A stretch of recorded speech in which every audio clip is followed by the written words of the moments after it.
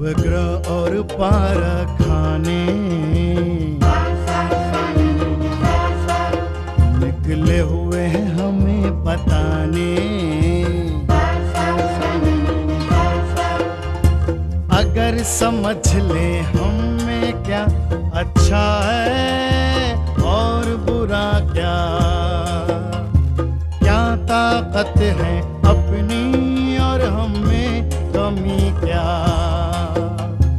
कुदरत को जानो, खुद को जानो, अपने आप को पहचानो, अपने आप को पहचानो।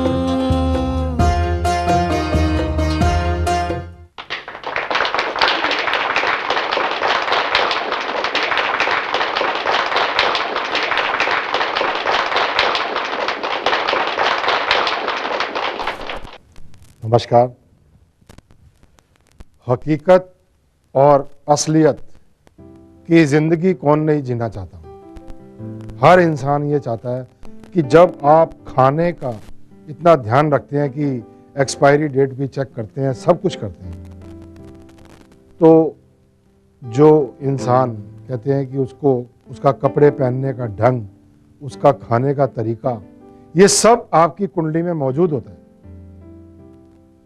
कि उसका जो कर्तव्य भी जो करके दिखाता है दुनिया के अंदर, तो वो भी अपना कुंडली के मुताबिक करता है।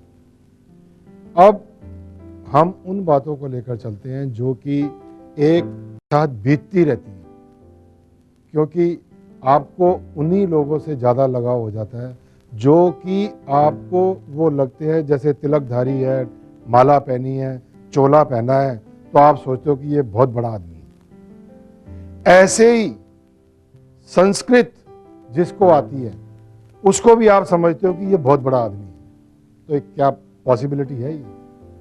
संस्कृत भी एक लैंग्वेज है, हिंदी भी लैंग्वेज है, इंग्लिश भी लैंग्वेज है। कोई अगर इंग्लिश बहुत बढ़िया बोलता है, कोई बोलता है इसको कि ये इंग्लिश ये बहुत बड़ा विद्वान है, क्योंकि हम भ्रमित हो रहे हैं। सबसे बड़ी बात तो ये है कि एक इंसान, जैसे मैंने बताया, कि उसको कभी भी अपनी सीट का मिसयूज नहीं करना चाहिए।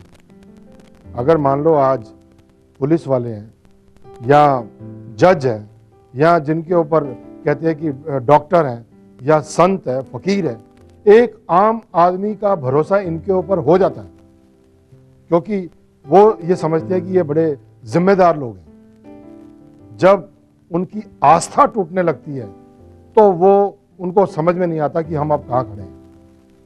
तो कहते हैं कि जब 9 ग्रह, जिस इंसान को 9 ग्रह अपने हक में करने आ गए, जिसने अपने माता का सत्कार करना शुरू कर दिया, पिता का सत्कार करना शुरू कर दिया, और जो अपने भाई बहन और जितनी भी रिश्तेदारी है उनका सत्कार, अब क्या होता है कि जरा सा आजकल चलन है कि शादी हुई नहीं तो डाइवोर्स की बातें पहले हो जाती हैं। पति पत्नी का मतलब क्या है? आपने क्यों कसम खाई थी मंडप के बीच में, जो आपने अग्नि जो आपने वहां पर जलाई है, जो ये पंडित लोग आकर करते हैं, जो पूजा करते हैं शादी के समय, आप 7 फेरे लेते हो, कितना बड़ा गठबंधन जो कि आप कुदरत की नजरों में कर देते हो, और आग के आगे हाथ रखकर कहते हो कि हम एक दूसरे के काम आएंगे। तो ये ऐसा नहीं हो रहा, तभी तो हम ज्योतिषियों के चक्कर काटते हैं। जो इंसान कहते हैं कि एक तो सबसे बड़ी बात आती है यहाँ पर कि लड़का और लड़की का मैच करना। अब आजकल क्या है कि कंप्यूटर का चला हुआ है, बस उसका वो मैच करा, हाँ जी इतने गुण मिलते हैं, बस हो गया। अब वही जो कहते हैं इतने गुण मिलते हैं, तो अगले दिन वो मिलते हैं जी डाइवोर्स अदालतों में पहुंचे होते हैं। अब ये अदालतें इसी काम के लिए रह गई हैं क्या? और सरकार को तो कोई काम है नहीं। अब यही आपने पहले शादी करी, उसके बाद अदालत पहुंच गए।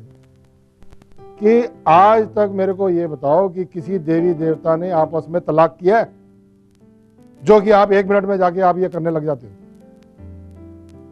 अपने आप को कहते हैं कि अपनी ग्रह चाल को अपने आप को ठीक रखना कोई हमें रोक सकता है? हम अपने आप को ठीक रखना चाहते हैं, अपनी कुंडली को उच्च का करना चाहते हैं, और ये लाल किताब के उपाय आपके सोच को, आपकी विल पावर को इतना स्ट्रांग कर देते हैं कि आप गलत कामों में ना हाँ करोगे, और उसमें क्योंकि आप पीछे हट जाओगे, क्योंकि गलत काम गलत है, और आप भी ये नहीं चाहते कि आपके साथ कोई गलत करे। कि जो हम ये शुक्र ग्रह को कहते हैं, शुक्र ग्रह जो है ये पति और पत्नी को देखकर हम चलते हैं। अब ये देखो कि कितनी बड़ी बात है कि एक लड़की अपने पिता का घर छोड़ के और एक पति के पास आती है, सिर्फ एक मात्रा का फर्क है, पिता और पति। जितनी जिंदगी उसने अपने पिता के पास नहीं गुजारी होती, उतनी वो पति के पास गुजारती है। अब इसका मतलब ये पक्की, क्योंकि पुराने जमाने में मैच नहीं करते थे, और आजकल भी जो आम ज्योतिष है उनको मालूम ही नहीं है कि मैच होता क्या है। क्यों? कि इसके पीछे बहुत बड़ा रहस्य है कि जिसको आपको औलाद का घर देखना पड़ेगा, और लड़का लड़की के लिए प्लस में है कि नहीं, या लड़की लड़के के लिए प्लस में है कि नहीं, वो आपको कैलकुलेट करनी आनी चाहिए। और कहते हैं कि जब एक शादी होती है तो हर आदमी ये सोचता है कि आज मेरा जिंदगी का विस्तार होगा, और ये जो लड़की आई है ये मेरी गृह लक्ष्मी है, और ये पता लगे कि थोड़े दिनों बाद कि यही गृह लक्ष्मी जो है पूरा घर को उसने अस्त व्यस्त कर दिया है, तो फिर वो शादी क्या रह गई वो शादी। तो इन्हीं बातों को और ज़्यादा साफ साफ करते हुए लफ्ज़ों में हम आपसे फिर मुलाकात करेंगे। नमस्कार। अपने आप को पहचानो।